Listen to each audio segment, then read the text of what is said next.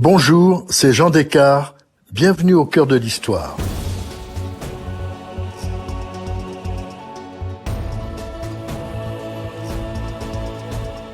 Il y a 150 ans, le 22 avril 1870, en Russie, naissait Vladimir Ilitch Ulyanov, que le monde entier connaîtra sous le nom de Lénine. Un nom qui symbolisera pour les uns l'idéal de la révolution totale et pour les autres l'horreur d'un régime ayant fait périr 100 millions de gens. Comment cet homme a-t-il pu forger et installer le communisme dans l'histoire pour 70 ans ?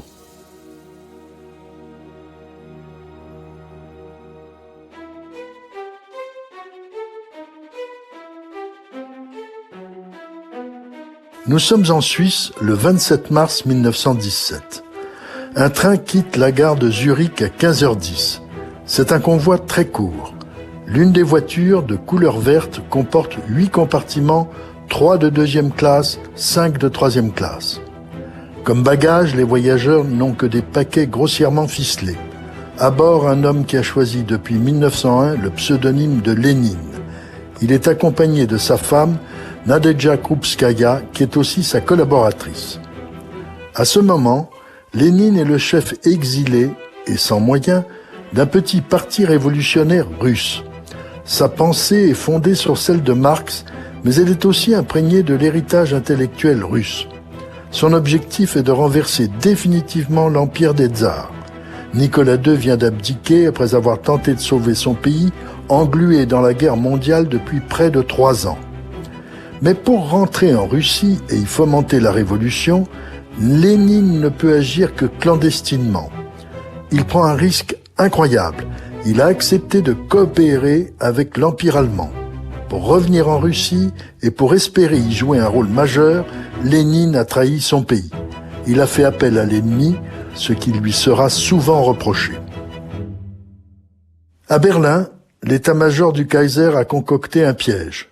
Lénine traversera l'Allemagne puis la Suède, neutre, sous protection allemande, et importera la révolution à Pétrograd, le nouveau nom de Saint-Pétersbourg depuis le 1er août 1914.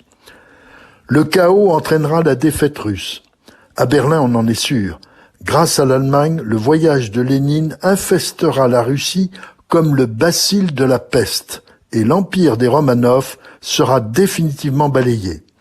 La guerre civile provoquera l'effondrement russe bien plus que la guerre mondiale. À son départ de Zurich, d'autres révolutionnaires exilés russes, qui avaient appris l'incroyable audace de Lénine, complice de l'Allemagne, ont traité l'exilé de traître et ses amis de sales espions allemands. Au moment du départ de leur train, ils leur ont crié « Vous voyagez aux frais de l'Allemagne », ce qui est exact. On ira même jusqu'à dire que Lénine a été payé par Berlin. Si ce voyage est risqué, il est aussi très inconfortable. Les voyageurs sont au nombre de 29.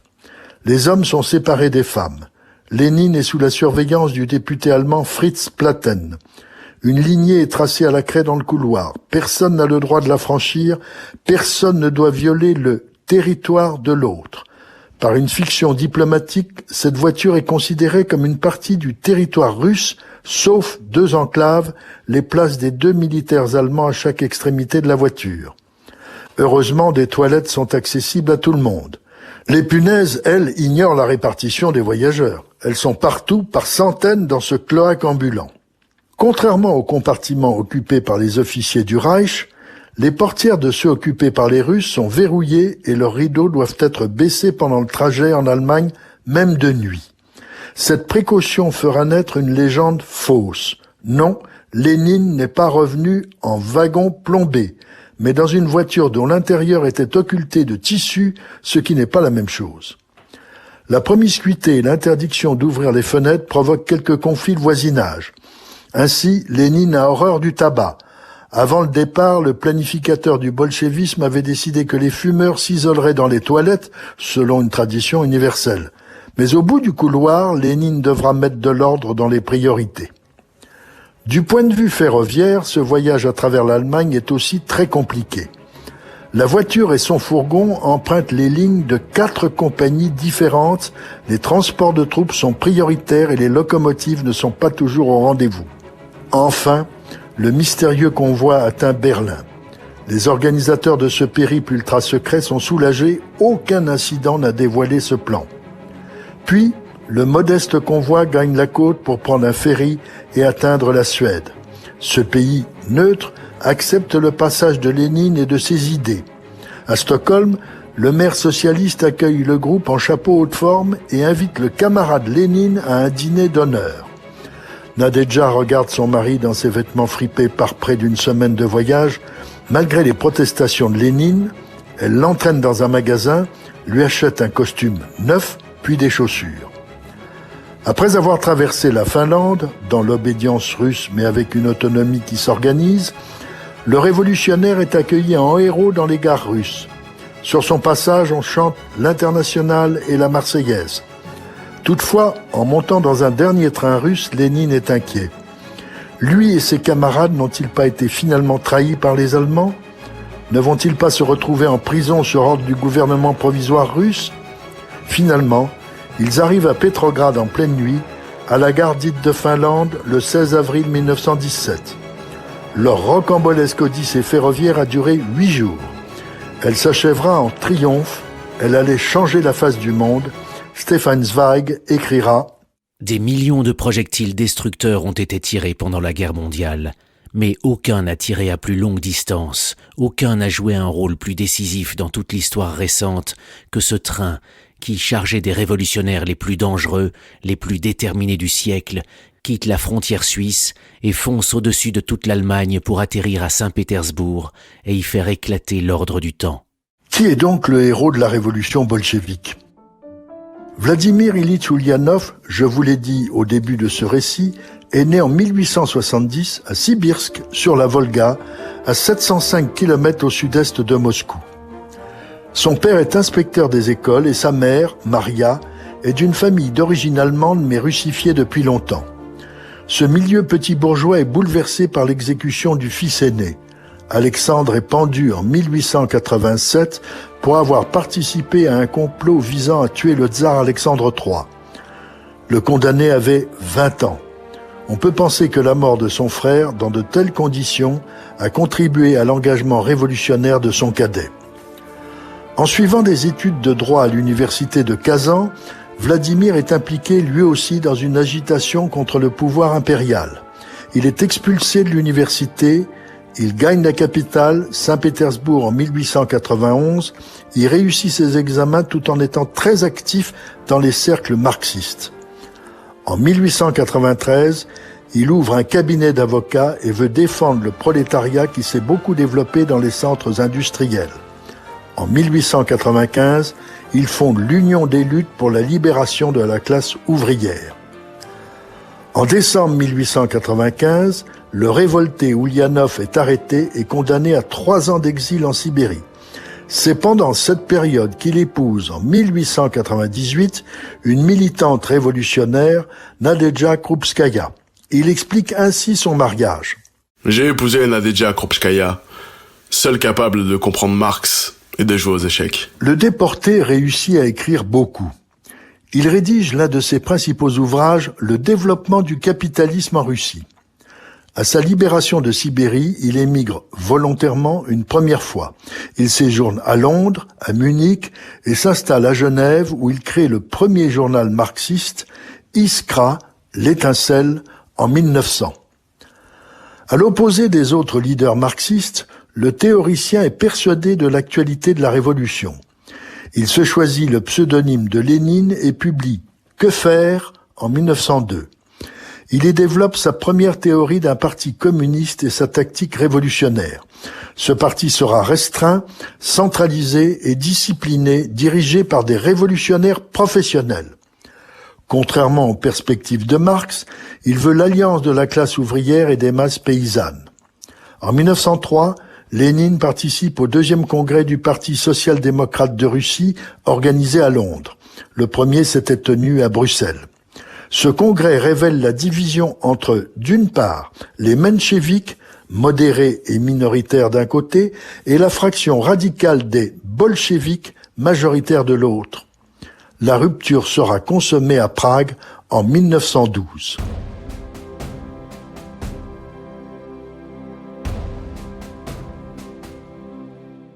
Une première tentative de révolution avait avorté en 1905. Durement réprimé, l'un de ces épisodes est devenu mythique, la mutinerie du cuirassé Potemkin. Lénine considère que c'était une répétition générale. Après l'échec de la réforme constitutionnelle imposée au tsar Nicolas II par le premier ministre Stolypine, Lénine fait paraître un journal appelé à un retentissement mondial, Pravda, la vérité. Commence alors pour Lénine une seconde période d'émigration volontaire. Il revient à Genève et séjourne à Paris, notamment rue Marie-Rose dans le 14e arrondissement. L'appartement, un 2 pièces cuisine au second étage, est exigu et mal chauffé. Il y séjourne avec sa femme, sa belle-mère et, dira la rumeur, à d'autres moments avec sa maîtresse Inès Armand. Quand éclate la Première Guerre mondiale, Lénine ignore le patriotisme. S'il refuse l'union sacrée des classes, c'est parce qu'il veut transformer la guerre impérialiste en guerre civile. Après la déclaration de guerre de l'Allemagne à la Russie, Nicolas II a été acclamé au balcon du Palais d'Hiver par une foule immense. Le peuple s'est effectivement rallié à son souverain pour défendre la terre russe. En fait, après la tentative de révolution en 1905 et le désastre de la guerre perdue contre le Japon, la Russie, notamment grâce au Premier ministre Stolypine, s'était redressée. L'économie était florissante, en partie grâce aux emprunts français, et l'illettrisme diminuait.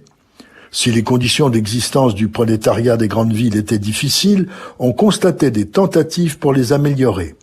Même Lénine, depuis son exil, était découragé par l'essor russe. La guerre est pour Lénine une opportunité. Il pressent que la guerre sera longue et que la Russie ne pourra tenir longtemps. Elle ne pourra empêcher la révolution et l'État s'effondrera. Il confirme cette perspective en affirmant d'une manière surprenante « Tandis que l'État existe, pas de liberté. Quand régnera la liberté, il n'y aura plus d'État. » Dès son arrivée à Petrograd, Lénine s'oppose fermement au gouvernement provisoire et à son premier ministre Kerensky. La Pravda publie les propositions de Lénine appelées les thèses d'avril. Il frappe l'opinion avec sa formule « la paix, la terre et le pain ». Il exige de transférer tout le pouvoir aux soviets, qui sont des conseils de soldats et d'ouvriers. Il décide que les usines seront aux ouvriers et la terre aux paysans. Lénine est à la fois un brillant dialecticien et un orateur convaincant. Mais le soulèvement bolchevique qu'il soutient en juillet est un échec. Kerensky ordonne l'arrestation du révolutionnaire qui doit s'enfuir à nouveau en Finlande.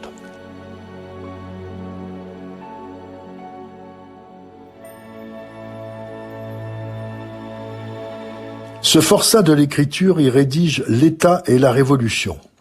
Dans ce livre, il présente la dictature du prolétariat comme une phase nécessaire destinée à éliminer les anciennes classes dirigeantes.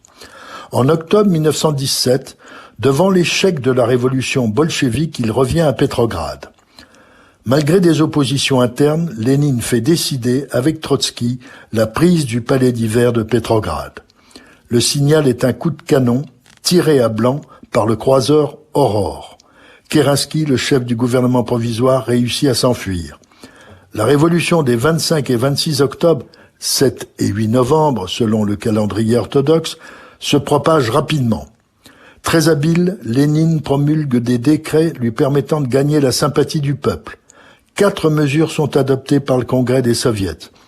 Une paix avec l'Allemagne, qui sera signée le 3 mars 1918, la remise de la terre aux paysans, le contrôle ouvrier des usines et des entreprises industrielles, ainsi que la reconnaissance des droits des nationalités.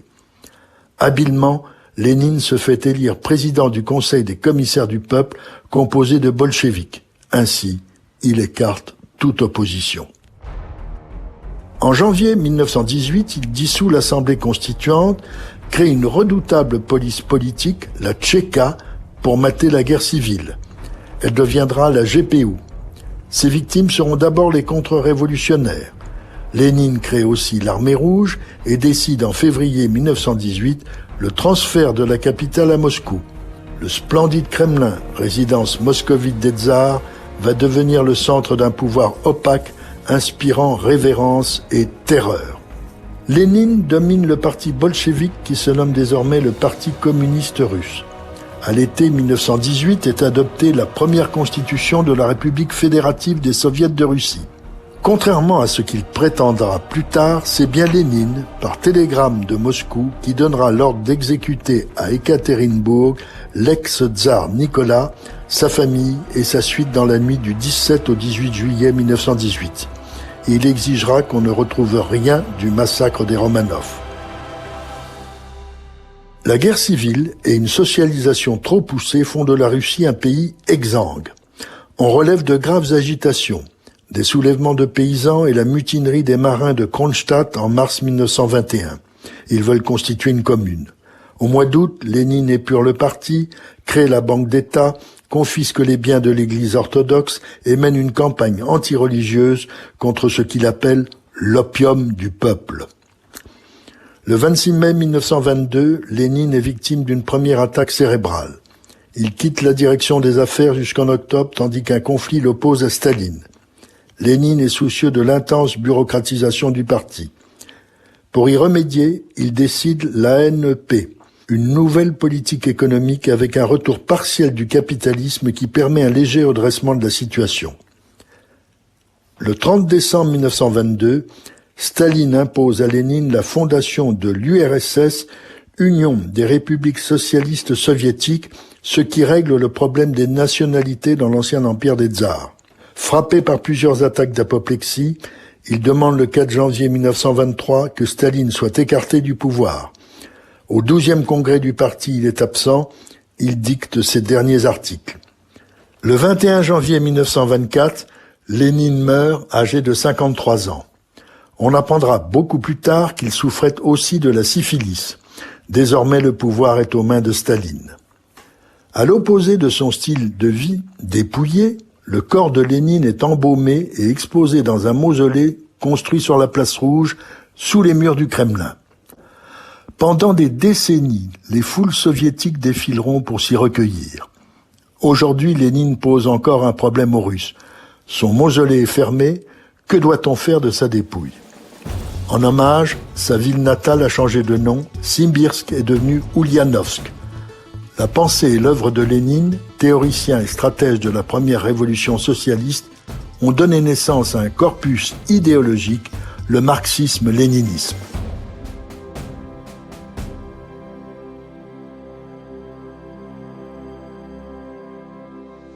Si cette plongée dans l'histoire russe vous a plu, n'hésitez pas à en parler autour de vous et à me laisser vos commentaires sur le groupe Facebook de l'émission.